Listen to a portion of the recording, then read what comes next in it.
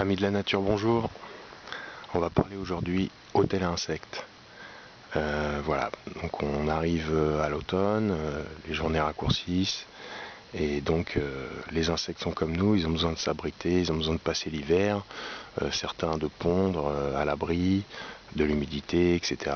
Donc voilà, donc en face là vous pouvez voir donc un petit hôtel à insectes que j'ai construit avec ce que j'avais sous la main.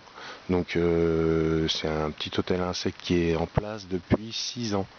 Donc voilà, il est encore debout. Non, il n'est pas super vaillant, mais il est encore là. Donc je vous montre un peu plus en détail. Donc en fait j'ai récupéré, ça c'est la structure qui est plantée dans le sol. En fait c'est une chute de palettes.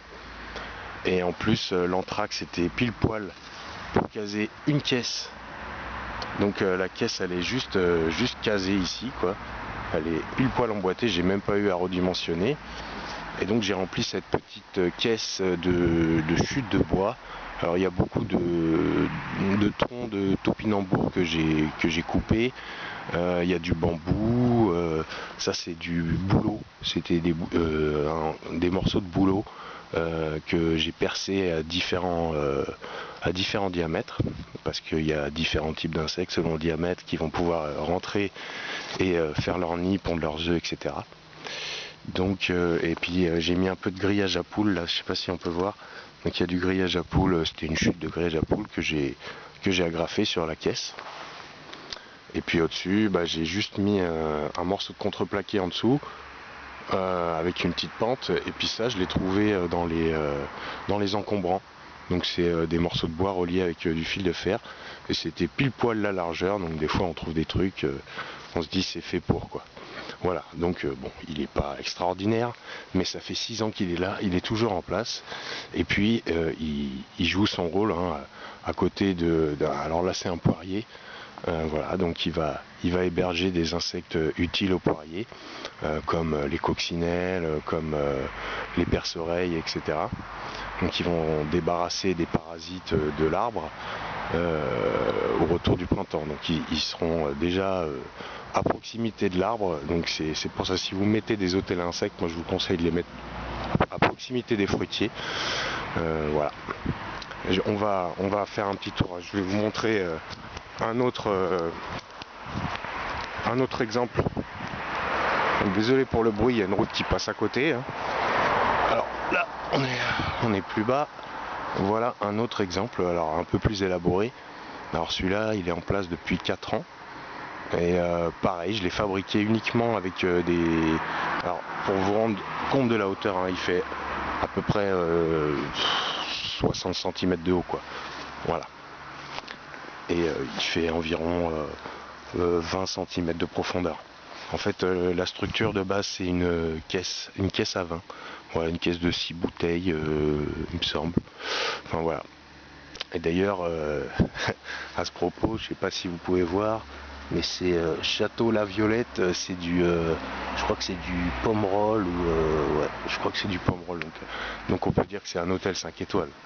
Voilà. Donc là, pareil, hein, j'avais coupé des chutes de bois. Alors il n'y a pas de grillage à poules sur celui-là parce que c'est bien calé. J'avais vraiment bien emboîté tout ça pour qu'il n'y ait pas de jour.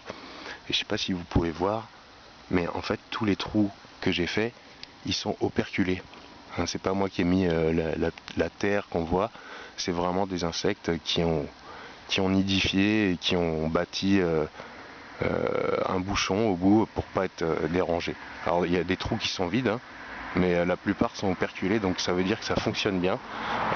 On héberge bien des insectes. Alors je suis pas assez expert pour vous dire qui est là-dessous, mais on a beaucoup, je sais j'observe beaucoup de perce-oreilles, de coccinelles, d'abeilles solitaires, et ça c'est vraiment des insectes auxiliaires du jardin très utiles. Alors je vous montre ici. Donc en fait ça c'est des pots en terre, et en dessous j'ai mis de la paille, et puis j'ai verrouillé le tout avec un bout de grillage. Ça c'est souvent les perce-oreilles qui affectionnent ce genre d'endroit. Donc voilà la petite noix là au-dessus pour boucher. Donc c'est juste accroché en dessous avec un petit crochet quoi. Voilà, le seul truc un peu technique, c'est ce petit bout de zinc.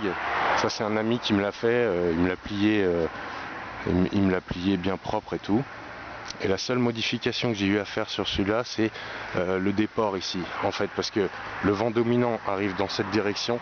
Du coup, j'avais un déport de 1 cm, c'était pas suffisant. Du coup, c'est pour ça qu'on voit la partie en bas, elle est noircie, parce qu'il y a, la pluie battante avec le vent qui arrivait jusqu'à ce niveau-là, en fait. Du coup, j'ai juste rajouté un déport un peu plus grand, donc j'ai rajouté 5 cm environ, et là, ça craint plus, quoi. Parce que les insectes, ils ont besoin d'être à l'abri des vents dominants et à l'abri de la pluie surtout, de l'humidité. Et puis, si vous voulez pas vous prendre la tête, sachez que juste un tas de bois, de fagots, avec une tôle dessus ou une bâche, ça peut faire l'affaire aussi, hein, pour héberger des insectes, à défaut d'avoir le temps ou la patience de construire ce genre de choses, ou l'argent pour en acheter, parce que je sais qu'ils en vendent.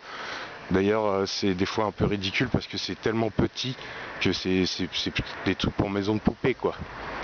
D'ailleurs, à ce propos, je vous montrerai peut-être dans une prochaine vidéo un exemple d'hôtel insecte beaucoup plus imposant, beaucoup plus abouti, voilà, dans un verger associatif, et ça sera pour une prochaine fois. Et puis, juste un dernier truc que je voulais vous montrer. Donc, ça se passe à un autre endroit. Donc, un peu de patience, on y arrive. C'est toujours sur le même sujet, hein, c'est en fait pour parler des abeilles charpentières. Donc je ne sais pas si vous connaissez ce type d'abeilles. Donc ce sont c'est les grosses abeilles noires en fait qu'on voit maintenant dans nos régions l'été, et qui comme leur nom l'indique, enfin charpentière, en fait elles creusent des cavités. Donc là, hop, on récupère la couleur là. Voilà, donc en fait, ça c'est le tas de bois, hein. Et en fait ici, c'est une abeille charpentière donc qui a creusé ce trou. On voit aussi, il y a un autre trou sur le côté. Alors je sais pas si elles sont plusieurs ou quoi, mais je les ai bien observées cet été. Et donc elles ont creusé, on voit, ça va vraiment loin, hein. C'est assez profond. Donc je vais épargner ces morceaux de bois parce que je sais qu'il y a les abeilles charpentières qui y sont. Et bon, même si elles font de la concurrence aux abeilles locales, bon, elles sont rapidement chassées par les abeilles indigènes. Et puis elles sont quand même très jolies, et tant qu'elles n'envahissent pas, on est loin des frelons asiatiques.